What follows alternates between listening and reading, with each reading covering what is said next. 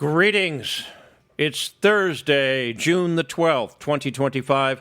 I'm Thomas Caldwell of the Aurelian Column, and this is the Midweek Report. We are looking at imminent war with Iran.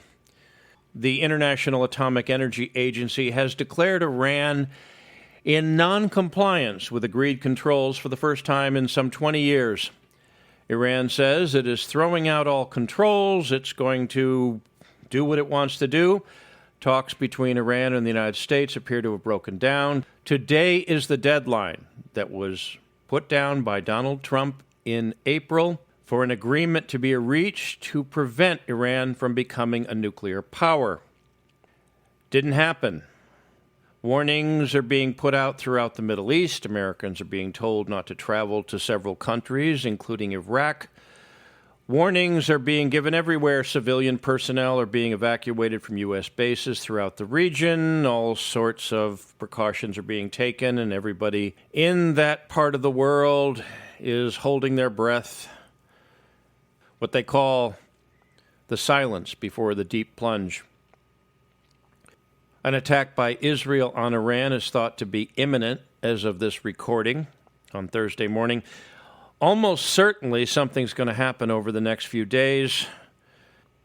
An attack on Iran by Israel will then result in an Iranian retaliatory strike using missiles, of which Iran has a massive supply.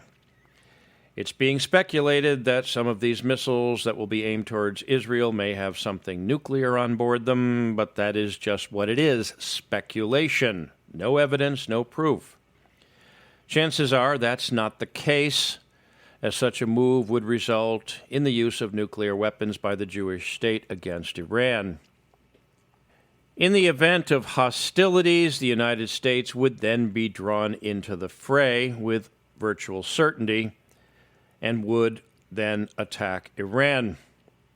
Whether or not Iran's de facto ally, Russia, would get involved is an unknown, a very big unknown. But that's the problem. When one starts wars, one enters into the realm of the unknown. Military actions seldom end up going where those who started them wanted them to go, neither militarily or politically. There has been a great deal of speculation among Iranians in exile who are opposed to the Islamic fundamentalist regime that if push comes to shove and things get really bad, the military could overthrow the Ayatollahs and their tyrannical reign. That's probably the best scenario. The worst case would be the United States being so foolish and stupid as to physically put boots on the ground in that country. That would not go well. Iranians at that point would no longer be dealing with trying to overthrow a government. They'd be all uniting to fight a foreign invader. Never goes too well when that happens. Land war in Asia. Nah, not a good idea. As if the world didn't have enough disastrous situations to deal with, we now have another one added to the pile. Follow this story closely, as what goes on in that part of the world will affect others, and what we don't know at this point could very well hurt us. Closer to home, the United States seems to be entering a period of social upheaval it hasn't seen since the civil unrest of the 1960s. Only this time it has the potential to be much, much, much worse. State governments in open rebellion against the federal government is a serious line being crossed, and if it's crossed too far, there will be no going back. You can understand a lot of the civil unrest in the 1960s over civil rights and the Vietnam War, when you had high school graduates who couldn't get to college being grabbed up by the U.S. military, given rudimentary military training that was wholly inadequate, and then being sent to Southeast Asia only to be killed and sent home to their family in a box. You could understand why people were pretty upset at that time. This is something totally different. You have ultra-left-wing organizations that are fighting the enforcement of federal law of people who enter the country illegally. At least that's what they're saying. It's actually much deeper than that. Which leads us, of course, to Los Angeles, which continues to burn. Los Angeles is burning as the mayor and governor make up excuses. The California National Guard, which is now under federal command, along with several hundred U.S. Marines, are on the streets of L.A., as are a very large contingent of L.A. police and L.A. County Sheriff's deputies. Rioting continues, although it seems to have curtailed somewhat. ICE agents are doing their job to the extent possible, and there are reports of predator drones over the city, although it's almost certain they are there for surveillance purposes and are not armed. Wouldn't make any sense to have missiles on those things, and I really, really doubt very much that they do, in spite of what you're seeing in the left-wing media that's covering this. Yes, people are using the term civil war. Are we there yet? No, but we're getting closer. The big worry is that President Trump is a little too worried about the optics of the situation, and he may be hesitant to bring adequate forces to bear against those who are siding with foreign invaders. Mr. President, there are times in history when brute force needs to be exerted, and this is clearly one of them. The anti-ICE riots and vandalism needs to be stopped. It needs to be ended. People who side with foreign invaders, be they stupid, naive kids or elected officials, they are the domestic enemies the Founding Fathers warned us about, and the domestic enemies mentioned in every oath sworn by a public official to defend us against. President Trump cannot, must not, hold back when it comes to dealing with the unrest being experienced in Los Angeles and is being spread to other American cities by organizations run and financed by people bent on the destruction of the United States. This is not a time to soft-pedal anything. These enemies of the American people must be stopped. They must be punished. What they're doing must be brought to an end. Otherwise, many hundreds of millions of Americans will suffer the consequences for such weakness. All this is happening ahead of Saturday, June 14, a day that promises to be very eventful and not necessarily in a good way. June 14th is Flag Day. It's also the 250th anniversary of the founding of the U.S. Army. It's Donald Trump's 79th birthday. And it's going to be the day where something being called the No Kings Nationwide Day of Defiance is going to be held. And if this doesn't sound like the ingredients of a very volatile stew, well, I suggest you take some remedial cooking lessons. The well-moneyed and well-oiled leftist organizations that have been picking away at American civilization for many decades apparently think the time is right to go in for the kill. Because that is what they are planning. That is what they have been working at for years. There will be what is being described as, quote, events, unquote, happening in some 1,500 American cities throughout the United States on Saturday, although none of the published explanations as to why they are protesting make any rational sense. Ending democracy, attacking the American way, all that is a bunch of nonsense to anyone with a triple-digit IQ who has not been indoctrinated into Marxism. It's a setup backed by every left-wing organization you can think of. And in spite of what they are saying and what they are advertising, the people putting all this together don't intend these protests to be peaceful.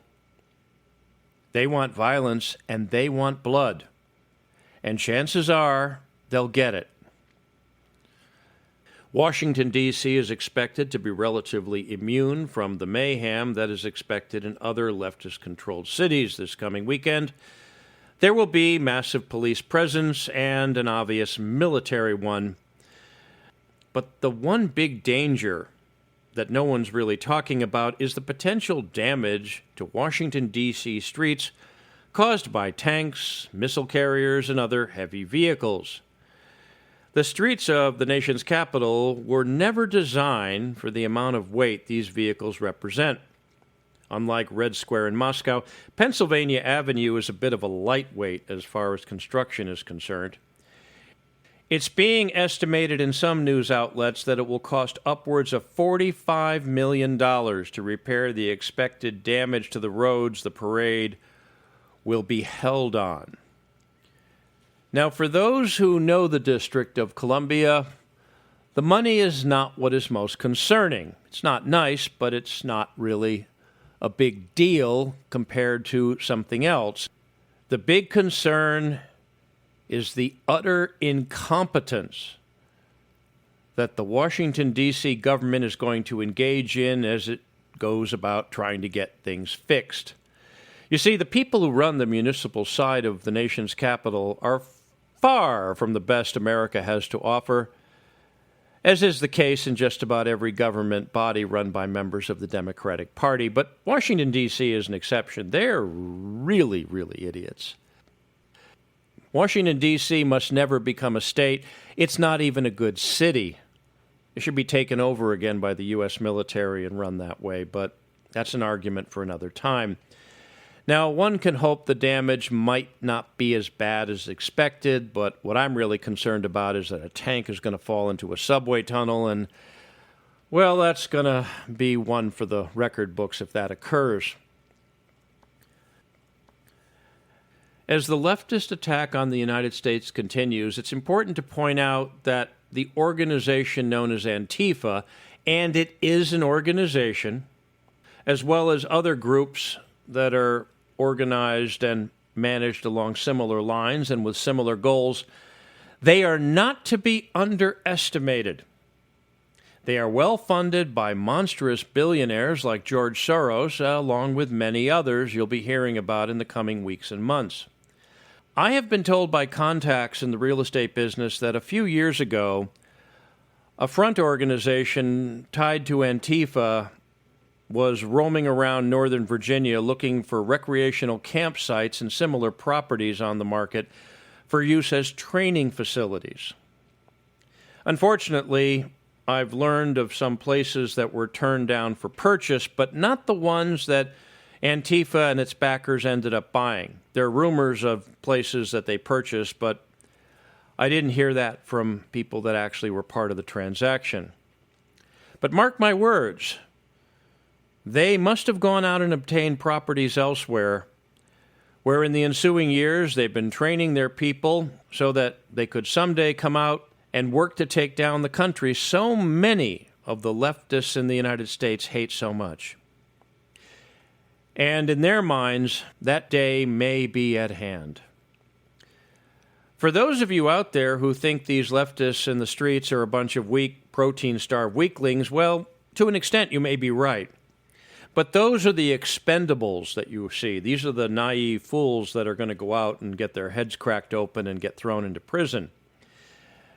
There are hardcore Marxists backing them up, the ones that recruited and trained them, the ones that handle the money, the ones that distribute the bricks and the masks and the other things that they will be using against law enforcement and eventually against the average American man and woman.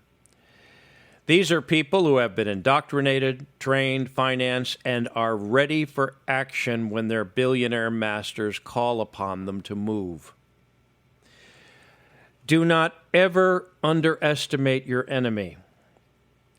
Nobody ever won a war by holding back in a fight against an unknown adversarial power. And what the United States, its institutions, and its people are facing is just that. A dedicated foe living in our midst and blended into the background, lurking in the shadows and waiting to strike. How strong it is, we are yet to see. But I would bet just about anything that these people are more ready and more organized and more determined than the average yahoo who's sitting on the sofa drinking the beer, eating salty snacks, and yelling at the television, puffing himself up, saying, yeah, we can take these guys down. Don't ever underestimate those who are out to destroy you. There have been fewer times of peril in our nation's history than what we're seeing now. The big difference is you, I, and the rest of us in this rather strange experiment known as the United States of America, we're living through it, and we're in the middle of it. And we're the ones in a position to have an influence on what happens next. That's it for today. If you appreciate my work, please like, subscribe, and share. Share with your friends and share with your enemies, and please consider a paid subscription.